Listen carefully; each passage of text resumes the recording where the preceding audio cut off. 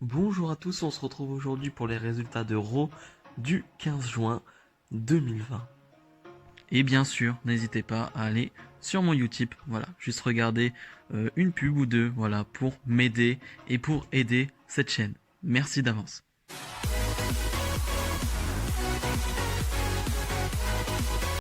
On ouvre le show avec Randy Orton et on nous montre en même temps que Edge, voilà, s'est fait opérer cette nuit.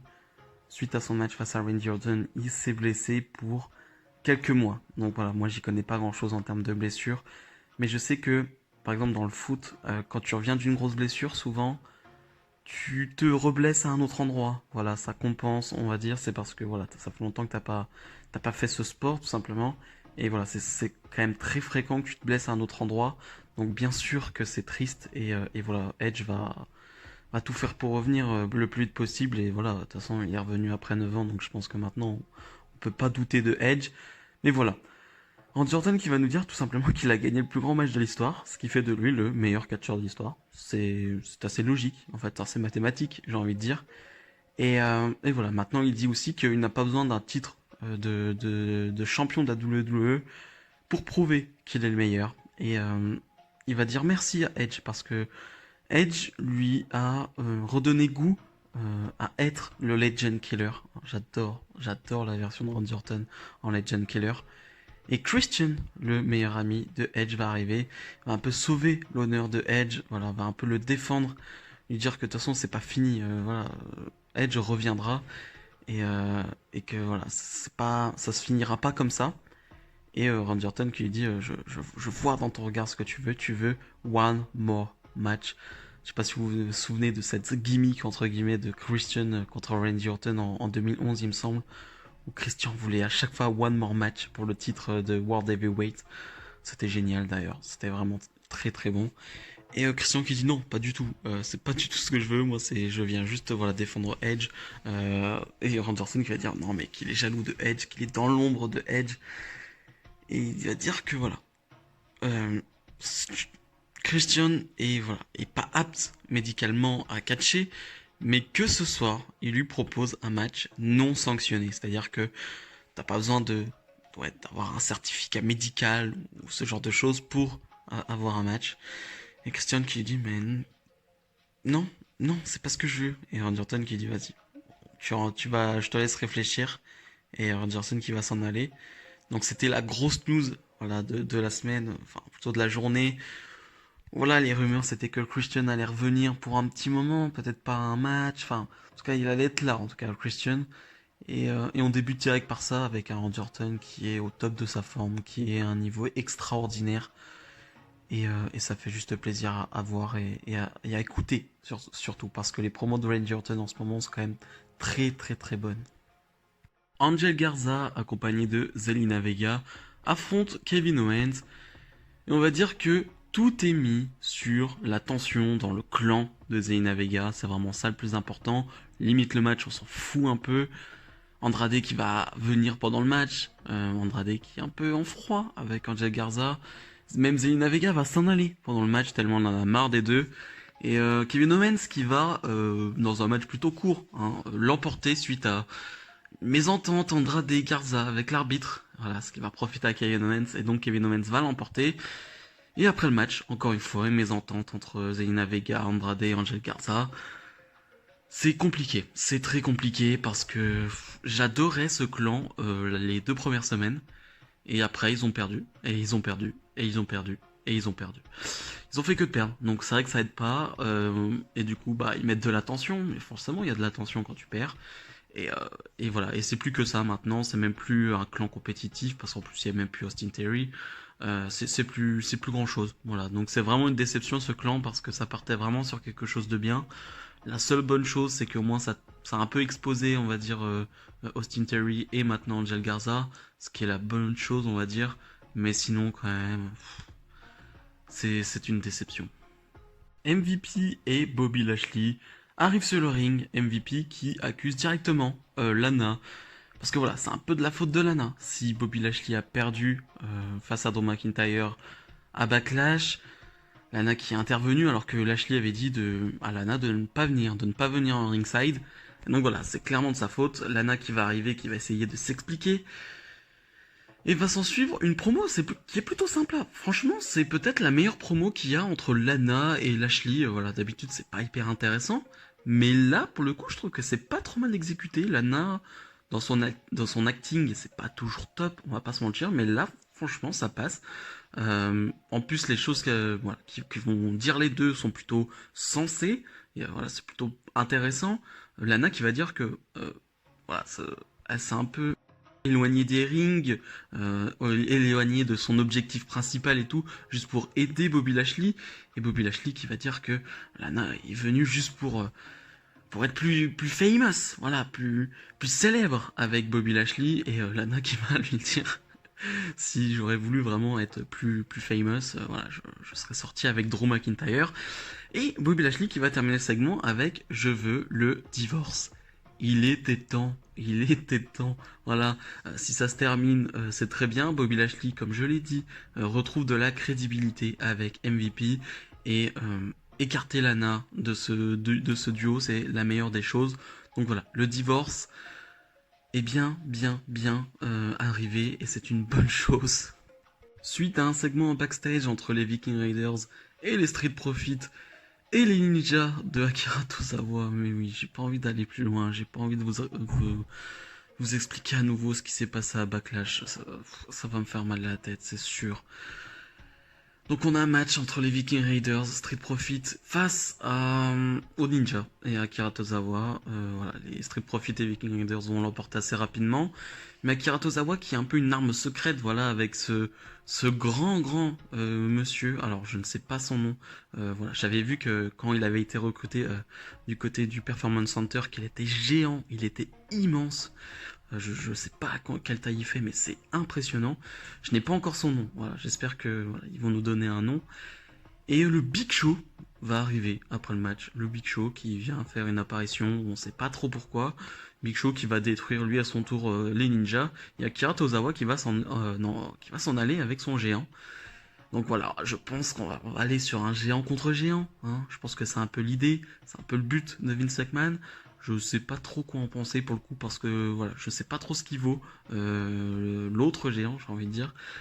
On sait pas. Voilà, il était au Performance Center il y a peu de temps, donc je pense pas qu'il ait un niveau incroyable pour le moment. Et puis c'est un géant, donc géant contre géant, je suis jamais très pour. Hein. Voilà, c'est pas un truc que je veux voir. Mais voilà, c'était un bordel encore une fois avec tous ces ninjas, avec. Enfin bref. Seth Rollins arrive sur le ring. Il va être en relation directe avec Rey Mysterio via satellite parce que Rey Mysterio va dire qu'il n'était pas au courant que Dominic allait venir à Raw et que maintenant voilà, il a un peu peur pour lui parce que on sait de quoi est capable Seth Rollins. Seth Rollins qui va lui dire tout simplement que voilà, lui son but c'est pas d'attaquer Dominic, c'est pas de lui faire mal, c'est au contraire de le sacrifier pour le bien de tous, pour le bien commun.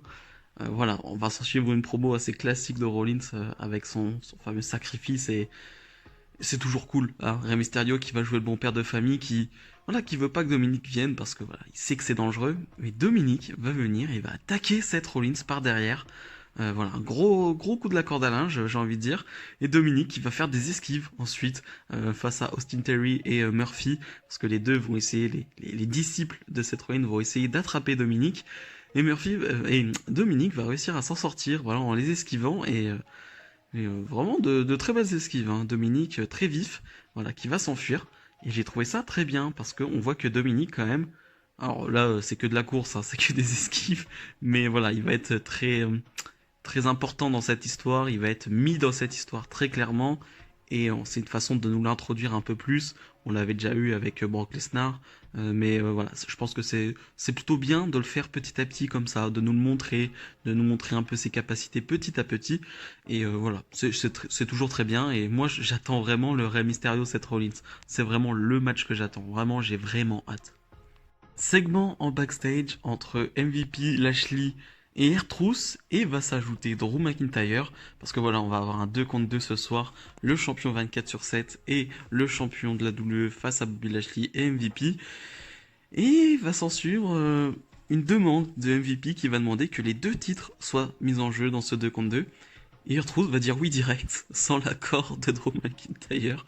McIntyre qui, en y repensant, va accepter lui aussi. Mais j'ai adoré. Je trouve qu'il y avait un bon petit truc entre R-Truth et McIntyre. Et j'adore l'idée de mettre les deux champions ensemble. Alors oui, c'est un titre très très très très très mineur, le titre 24/7. Mais vu que c'est R-Truth qui l'a avec le champion de la WWE, je trouve ça parfait. Je trouve que ça colle parfaitement. Et l'alchimie et l'ambiance qu'il y a entre les deux, je trouve ça très cool. C'est vraiment très cool. 2 contre 2 féminins entre Peyton Royce et Billie Kay, les iconiques, et Liv Morgan et Natalia. Qu'est-ce que c'est que cette équipe? Déjà sur le papier, pourquoi elles se réunissent pour faire une équipe?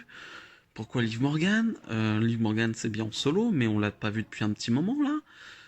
Natalia, bon bah c'est Natalia, hein, je vais pas en parler pendant 1000 ans. Mais très bizarre ce choix.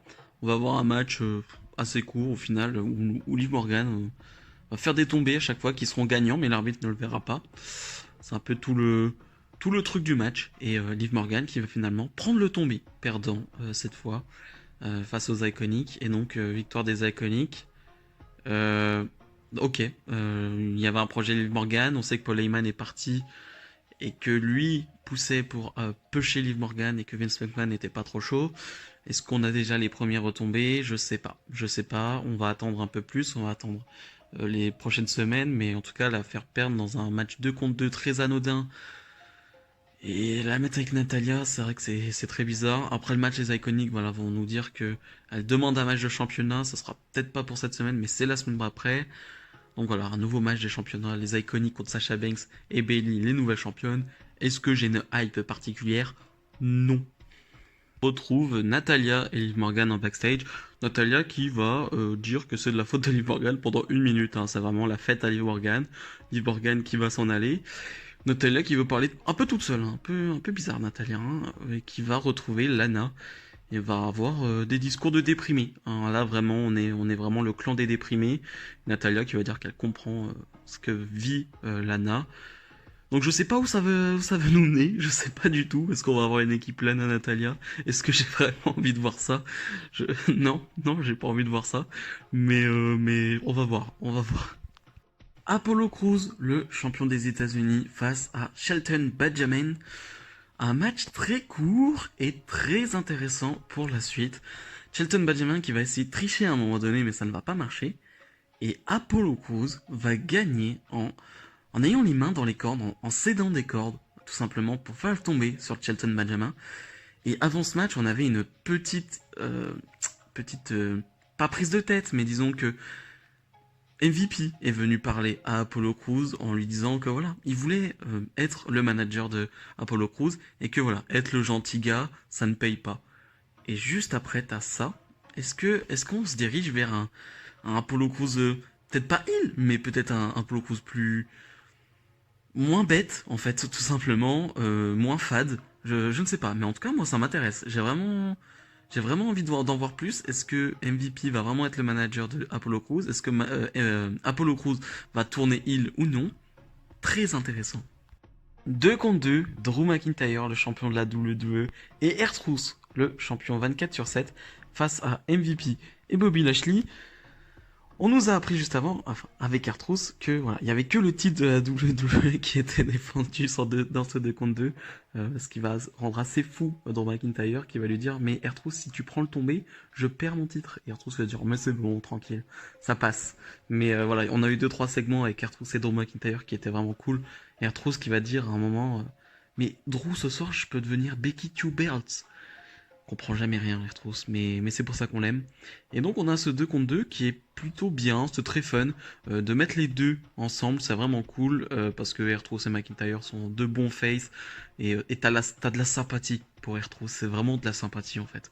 T'es vraiment très heureux de le voir R-Truth. Je sais pas comment le dire autrement, mais t'es très heureux.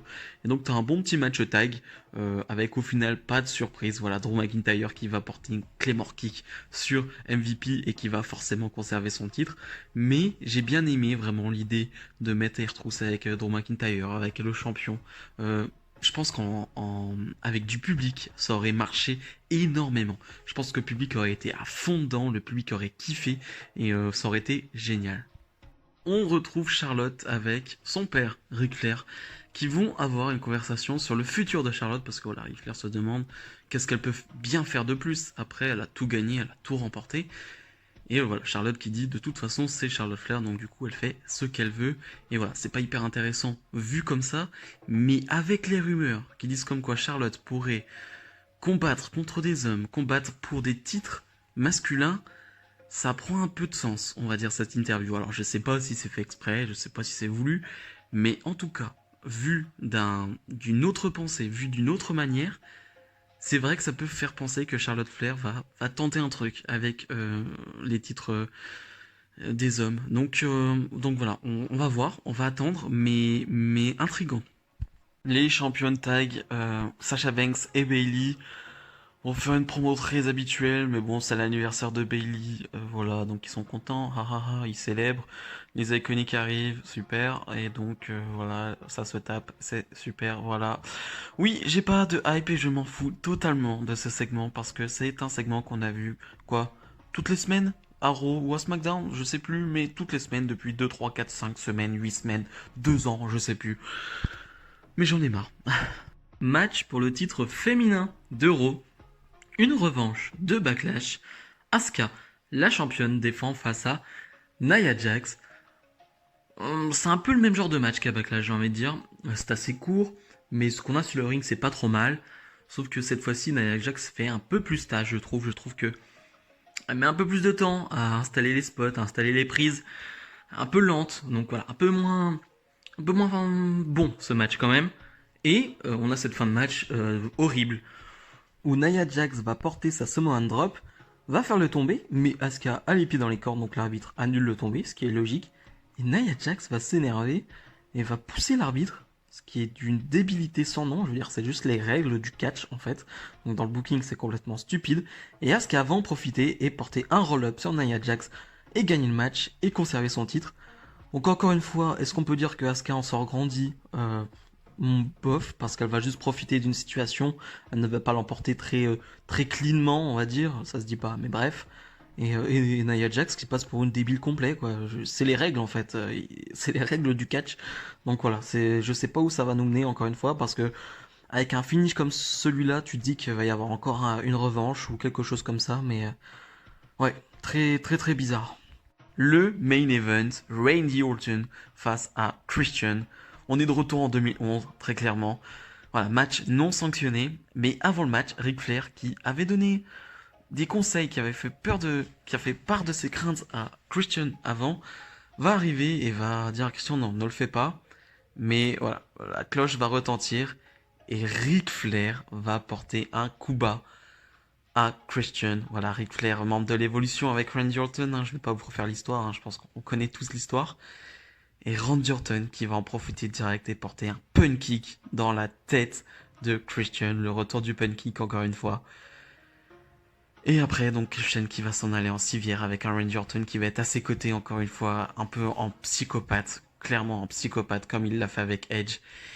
Et c'est vraiment le truc qu'il fallait faire. Alors voilà, Christian n'était peut-être pas apte à faire un match tout de suite, ou pas de match du coup, enfin tout court, hein, je veux dire. Christian n'aura sûrement pas d'autres matchs, mais l'idée de nous donner la hype d'un possible match de Christian et de terminer ça comme ça, avec un pun kick, non, il y aura rien en fait. Pun kick dans sa tête.